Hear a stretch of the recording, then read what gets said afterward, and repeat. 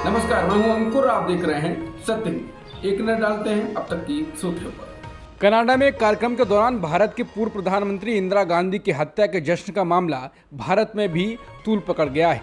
विदेश मंत्री एस जयशंकर ने कनाडा को चेतावनी देते हुए कहा है कि ये कनाडा के लिए अच्छा नहीं है, रिश्तों के लिए अच्छा नहीं है।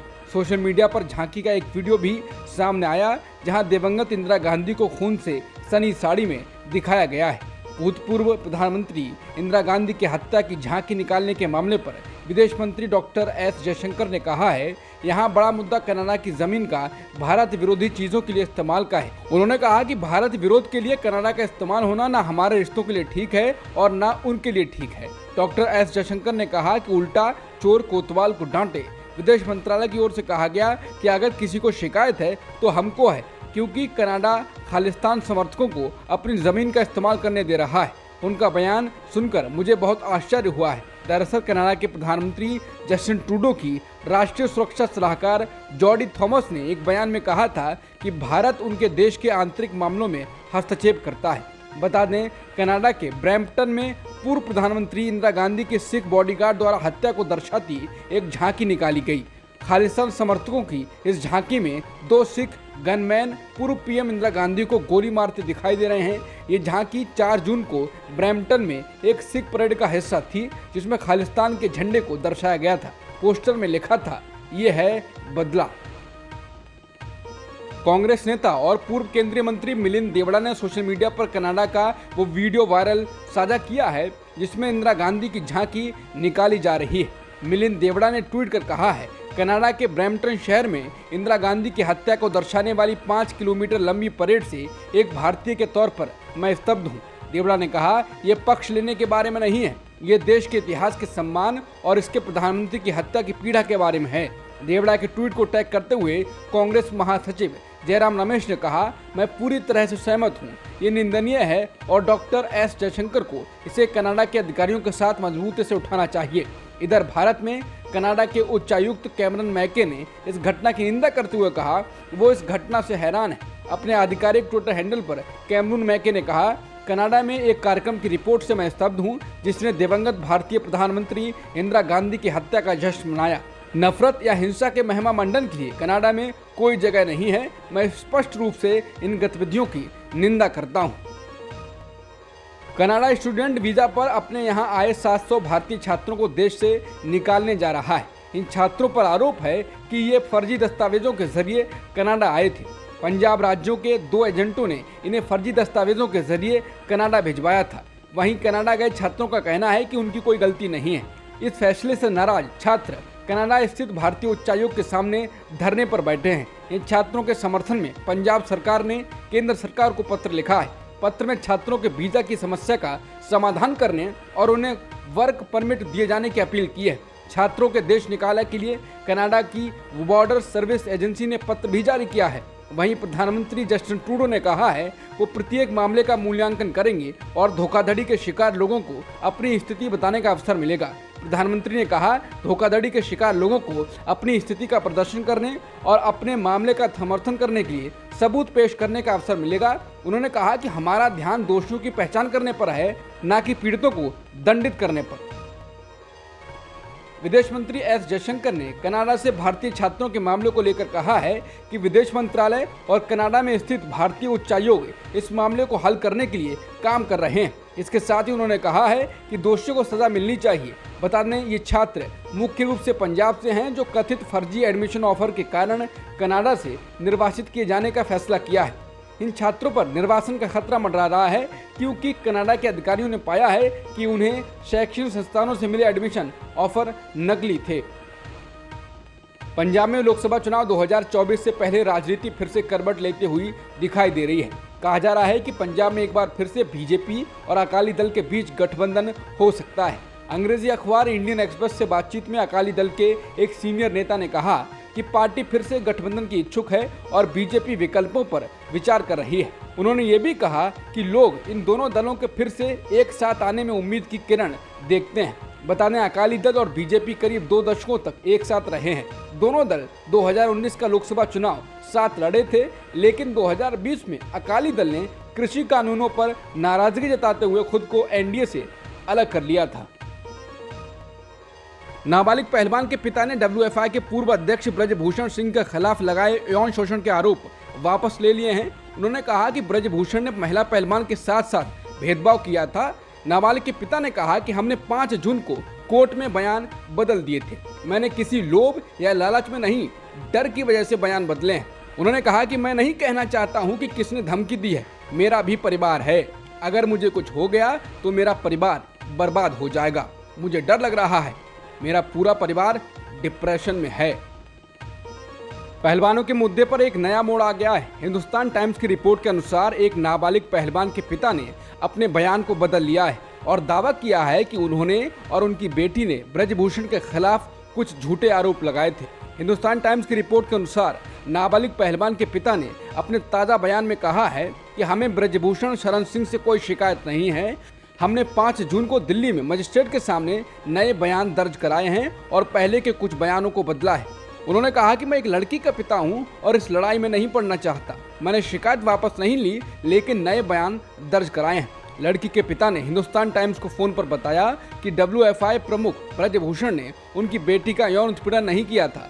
मजिस्ट्रेट के सामने नया बयान दर्ज कराते वक्त उन्होंने ब्रजभूषण पर भेदभाव करने का आरोप लगाया है। नाबालिग लड़की के पिता ने आगे कहा कि उन्होंने गुस्से में कुछ झूठे आरोप लगाए थे, जिसके बाद मेरी बेटी को कुछ दिक्कतों का सामना करना पड़ रहा है। उन्होंने कहा कि FIR में जिन बातों का जिक्र है वो सब सच नहीं है। उन आरोपों के बाद से परिवार डिप्रेशन में था। मेरी बेटी का यौन उत्पीड़न नहीं हुआ, बल्कि उसके साथ भेदभाव हुआ।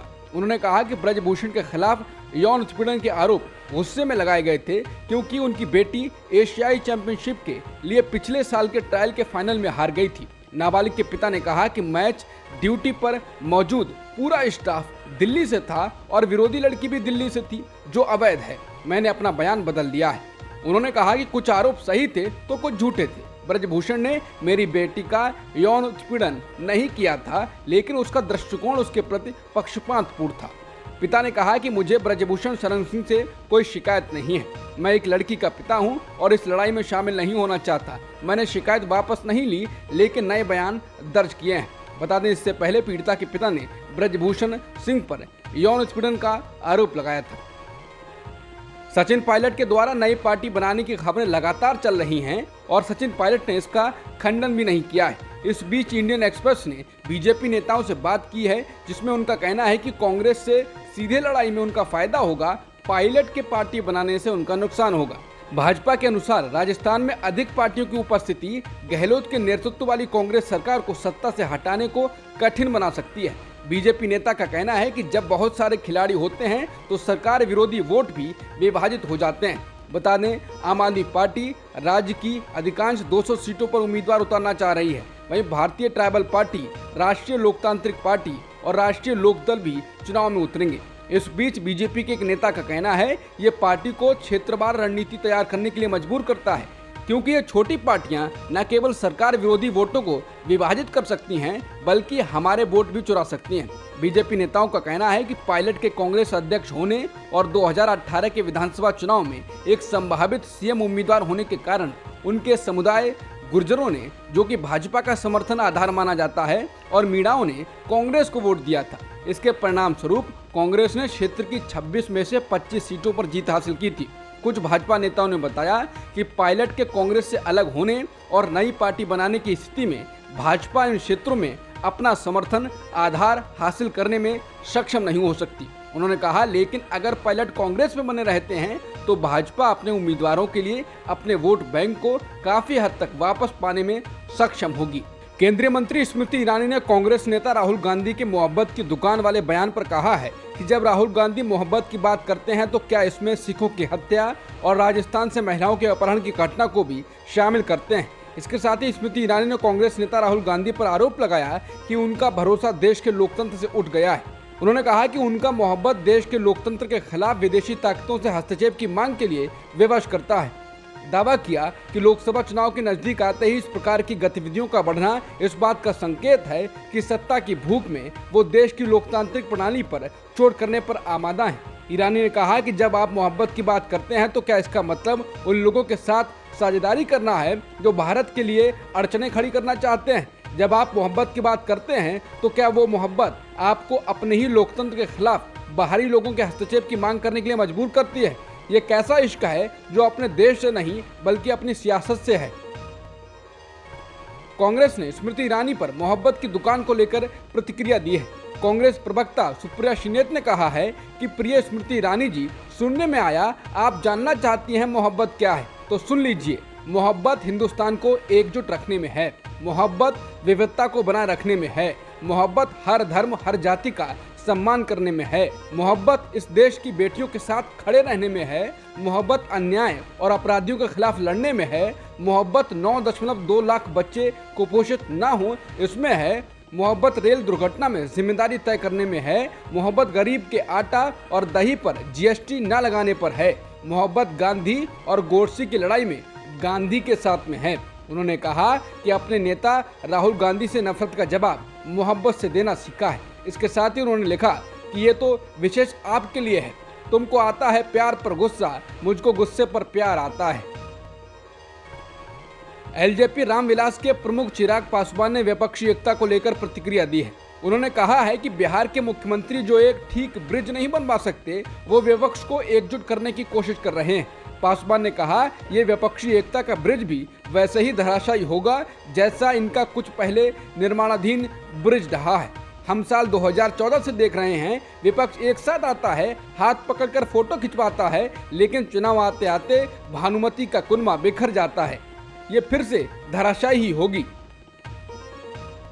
पटना में 23 जून को विपक्षी दलों की बैठक को लेकर बीजेपी ने प्रतिक्रिया दी है। केंद्रीय मंत्री और बीजेपी नेता स्मृति ईरानी ने गुरुवार को प्रेस कॉन्फ्रेंस में कहा है कि वो एक दूसरे में अपना सहारा ढूंढ रहे हैं।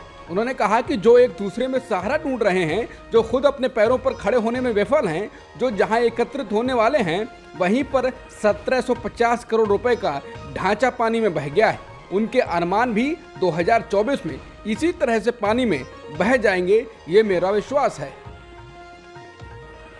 पटना में विपक्षी दलों की बैठक को लेकर बिहार के उप मुख्यमंत्री तेजस्वी यादव ने कहा कि तेलंगाना के मुख्यमंत्री और बीआरएस प्रमुख के चंद्रशेखर राव से इस बैठक में शामिल होने के सिलसिले में कोई बात नहीं हुई, लेकिन लगभग 15 दल आ रहे हैं जिसमें कांग्रेस भी शामिल है। उन्होंने कहा कि इस बैठक में सभी दलों के प्रतिनिधि नहीं बल्कि प्रमुख नेता आ रहे हैं। बीजेपी को लेकर तेजस्वी यादव ने कहा कि वो इस बैठक से डरे हुए हैं क्योंकि अभी कर्नाटक हारे हैं, उससे पहले हिमाचल प्रदेश हारे थे और आगे छत्तीसगढ़, मध्य प्रदेश और राजस्थान हारेंगे। भारतीय रिजर्व बैंक ने आज प्रमुख उधारी दर यानी लैंडिंग रेट को 6.5% पर अपरिवर्तित रखा, यानी कोई बदलाव नहीं किया है। आरबीआई गवर्नर शक्तिकांत दास ने कहा कि मौद्रिक नीति समिति ने आम राय से रेपो रेट को नहीं बदलने का फैसला किया है। उन्होंने कहा कि महंगाई को काबू करने के लिए समिति तुरंत और उचित रूप से नीतिगत कार्रवाई करना जारी रखेगी। बता दें, लैंडिंग रेट उसे कहते हैं जिस दर भारतीय रिजर्व बैंक सभी बैंकों को पैसा उधार देते हैं। बैंकों को अगर आरबीआई से महंगी दर पर पैसा मिलता है तो वो आगे उसी बढ़ी दर को उपभोक्ता से विभिन्न मदों में वसूलते हैं। रेपो रेट बढ़ने का सीधा असर होम लोन, कार लोन समेत अन्य तरह के लोन पर पड़ता है। भारतीय रिजर्व बैंक यानी आरबीआई ने कहा है कि 2000 रुपए के नोट को चलन से बाहर होने की घोषणा किए जाने के बाद से अब तक 50% नोट वापस आरबीआई में पहुंच गए हैं। केंद्रीय बैंक ने कहा है कि 31 मार्च 2023 तक प्रचलन में 2000 रुपए के कुल 3.62 लाख नोट थे। इसमें से लगभग 50% यानी 1.80 करोड़ नोट वापस आ गए हैं। आरबीआई गवर्नर शक्तिकांत दास ने कहा है कि 2000 रुपए के कुल नोटों में से करीब 85% जमा के रूप में बैंकों में वापस आ रहे हैं और बाकी नोट विनिमय यानी बदलने के लिए आ रहे हैं। अब तक की सुर्खियों में इतना ही। बाकी खबरों के लिए बने रहिए सत्यहिंदी.com के साथ।